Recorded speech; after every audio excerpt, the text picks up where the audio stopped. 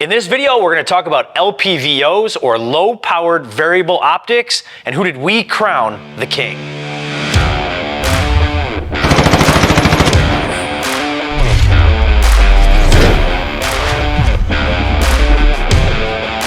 Hey guys, this is Jeremy Burrs. I'm the Director of Range Training and Law Enforcement here at D5 Ranges Marengo, and today we're going to be talking about LPVOs. So what is an LPVO? That stands for low-powered variable optic.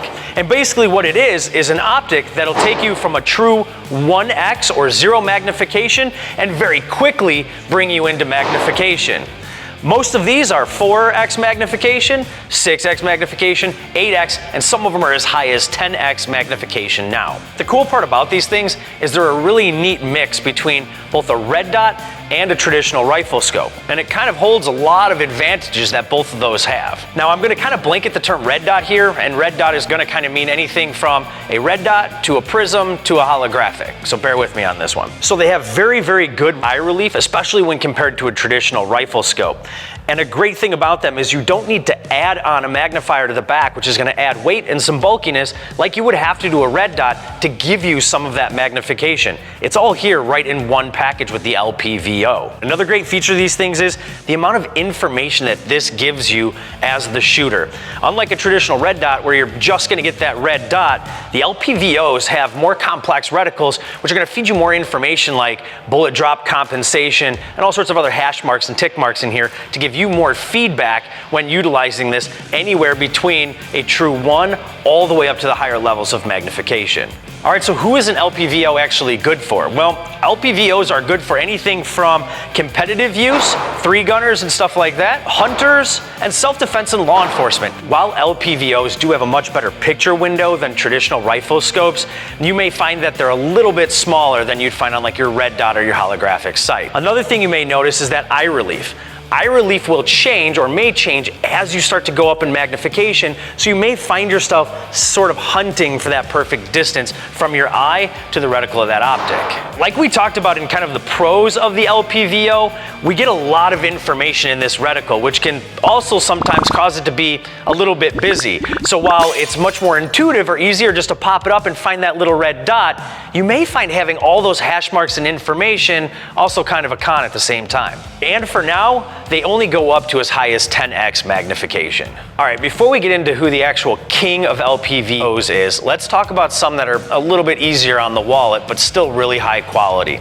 Any of Vortex offerings are absolutely spectacular, and I've personally run quite a few of their optics and LPVOs before. Other offerings from SIG, the Tango line, MSRs, are incredible optics all in themselves.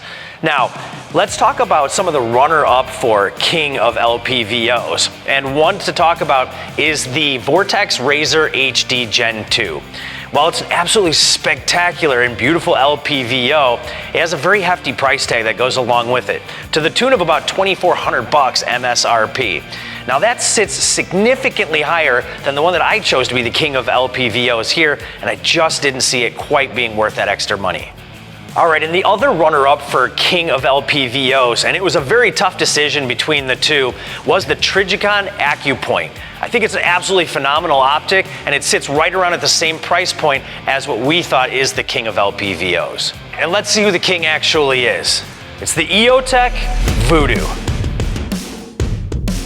The EOTech Voodoo is available in 1 to 6, 1 to 8, and as high as 1 to 10. The 1 to 6 and 1 to 8 have a 30mm tube, and the 1 to 10 has a 34mm tube. Both the 1 to 6 and the 1 to 8 are just under $1,400, and the 1 to 10 comes in at just under $1,800. So why did we crown the EOTech Voodoo the king? It's its rugged construction. This thing is built like an absolute tank, but it didn't add a ton of weight to it to make up for that. It's how smooth and how easy this goes from no magnification all the way up to its higher magnification. It's like the thing's actually on ball bearings. The other thing is the glass, and it's one of my favorite points. The glass is so crisp and so clear, it's like there's nothing even there at all. Also the reticle. The reticle gives you so much information, but it's so clear and so defined, and it's easy to read that information.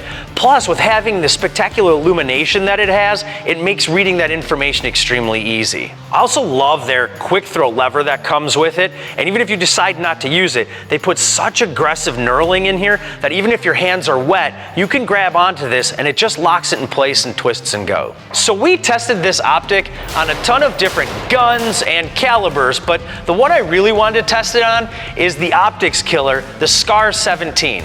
We put this thing on that Scar 17 and it had no issues with it whatsoever. It didn't lose zero, and we didn't see any illumination or reticle issues or bounce inside that reticle.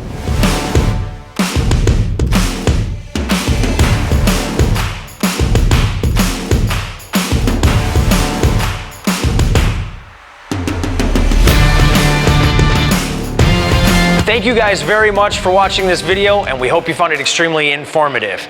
If you guys wind up buying any of these optics that we talked about in this video, go ahead and write a comment down below and let us know what you thought about that optic. As always, don't forget to like, share, subscribe, and ring that bell for notifications. Don't forget to jump on our website at d5rangesmarengo.com or jump onto our Facebook and our Instagram, which you'll see down in the description below.